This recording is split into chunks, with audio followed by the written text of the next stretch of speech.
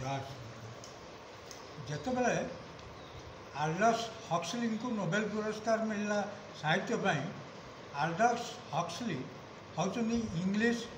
प्राबंधिक प्रबंध लिखती एवं उपन्यासकार तांकु जो नोबेल प्राइज साहित्य पाई मिलला सेतबेले अनेक विद्वान लोक एवं पत्रकार तांकु पचारे जे आपण जो नोबेल प्राइज आज पाइले आपण लिखिछन साहित्य रचना आपण को 100 लोक एमती पाई अनेक शास्त्र पुराण लिखाई कि कौन मनुष्य समाज परिवर्तन हो जाए